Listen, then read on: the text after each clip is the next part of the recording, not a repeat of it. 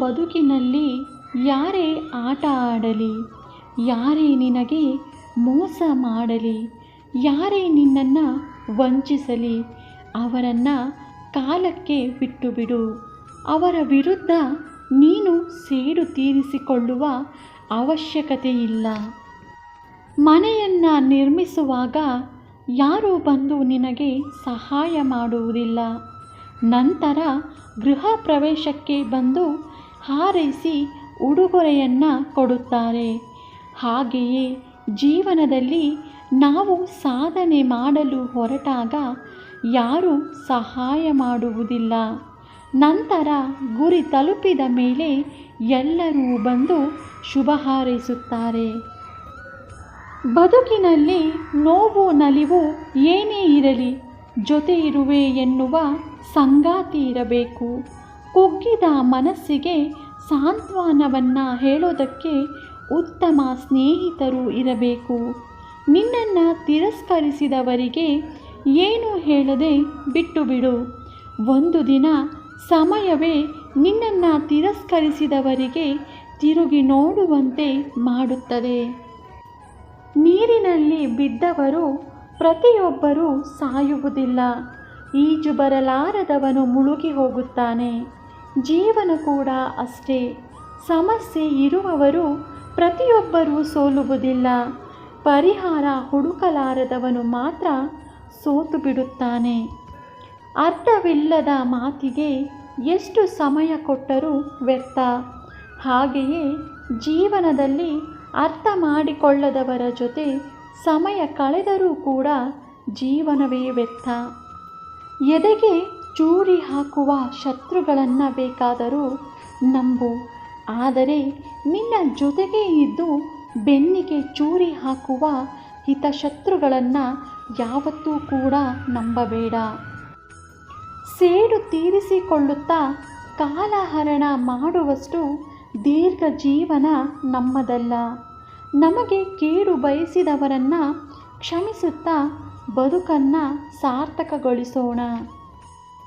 ಹಣವನ್ನು ಕೊಟ್ಟು ಖರೀದಿಸಲಾಗದ ವಿಷಯಗಳು ಅಂದರೆ ಮಾನ ಮರ್ಯಾದೆ, ಗುಣ ನಡತೆ, ಪ್ರೀತಿ ಗೌರವ, ನಂಬಿಕೆ ಮತ್ತು ನೈತಿಕತೆ, ಸಹನೆ ಮತ್ತು ಸಂಸ್ಕಾರ. ಯಾವುದೇ ಕಾಲಕ್ಕೂ ಇನ್ನೊಬ್ಬರ ಮೇಲೆ ಕೋಪಿಸಿಕೊಳ್ಳದೇ ಇರುವುದು ಅಪ್ರಿಯ. ಘಟನೆ ನಡೆದಾಗ ಕೋಪ ಬರಬಹುದು, ಆದರೆ ನಿಮ್ಮನ್ನು ಕೋಪದ ಕೈಗೆ ಎಂದಿಗೂ ಕೊಡಬೇಡಿ. ಕೋಪ ಬಂದಾಗ ಕೋಪ ಇಳಿಯುವ ತನಕ ಮೌನವನ್ನು ಆಚರಿಸಿ. ಅದರಿಂದಾಗುವ ಅನಾಹುತ ತಪ್ಪುತ್ತದೆ. ಕಾಮ ಕ್ರೋಧದ ಬಗ್ಗೆ ಗೀತೆಯಲ್ಲಿ ಅನೇಕ ಬಾರಿ ಶ್ರೀಕೃಷ್ಣ ಪರಮಾತ್ಮ ನಮ್ಮನ್ನು ಎಚ್ಚರಿಸುತ್ತಿದ್ದಾರೆ. ಯಾರನ್ನು ನೋಯಿಸಲು ಇಷ್ಟವಿರದ ಮನಸ್ಸುಗಳಿಗೆ ಅತಿ ಹೆಚ್ಚು ಕಷ್ಟಗಳು ಬರುತ್ತವೆ. ತಾಯಿ ಇಲ್ಲದ ಜನ್ಮವಿಲ್ಲ, ಮಹಿಳೆ ಇಲ್ಲದ ಮನೆಯಿಲ್ಲ, ಸ್ತ್ರೀ ಇಲ್ಲದ ಜಗವನ್ನು ಊಹಿಸಲು ಸಾಧ್ಯವಿಲ್ಲ.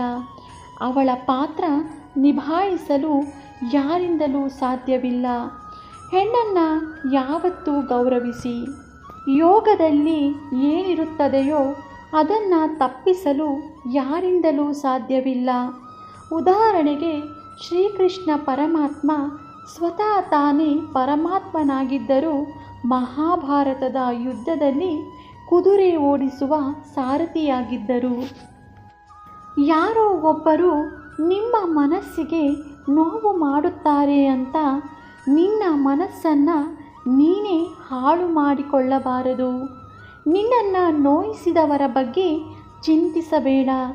ಸಮಯ ಒಂದೇ ರೀತಿ ಇರುವುದಿಲ್ಲ. ನಿನ್ನನ್ನು ಅಳಿಸಿದವರು ಮುಂದೊಂದು ದಿನ ಅಳುವ ಸಮಯ ಬಂದೇ ಬರುತ್ತದೆ. ಸಮಾಧಾನದಿಂದ ನೀನು ಕಾದು ನೋಡು. ಕೇವಲ ಒಂದು ಹೆಜ್ಜೆ ಹಿಂದೆ ಇಟ್ಟು ಕಾದು ನೋಡು. ನಿನ್ನನ್ನು ನೋವಿನಿಂದ ನರಳುವಂತೆ ಮಾಡಿದವರು ಕ್ರಮೇಣ ನಿನಗಿಂತ ಹೆಚ್ಚು ನೋವನ್ನು ಅನುಭವಿಸುತ್ತಾರೆ. ಅದೃಷ್ಟಶಾಲಿಯಾಗಿದ್ದರೆ ನೀನು ನಿನ್ನ ಕಣ್ಣಾರೆ ಅದನ್ನು ನೋಡಿಯೇ ನೋಡುತ್ತೀಯ. ಪೂಜೆ ಮಾಡುವಾಗ ದೇವರು ಕೇಳಿಸಿಕೊಳ್ಳುತ್ತಾನೆ ಎಂದು ನಂಬುವ ನಾವು ಇನ್ನೊಬ್ಬರಿಗೆ ಮೋಸ ಮಾಡುವಾಗ ದೇವರು ನೋಡುತ್ತಾನೆ ಎಂದು ಯಾಕೆ ಯೋಚಿಸುವುದಿಲ್ಲ? ನಿಮಗೆ ಮೋಸ ಮಾಡಿದವರಿಗೆ ಆ ದೇವರು ಖಂಡಿತವಾಗಿಯೂ ಬುದ್ಧಿ ಕಲಿಸುತ್ತಾನೆ. ನಿಮಗೆ ಕಾಯುವ ತಾಳ್ಮೆ ಇರಬೇಕು ಅಷ್ಟೇ. ಒಳ್ಳೆಯದು ಸೋತಿರಬಹುದು, ಸಾಯುವುದಿಲ್ಲ.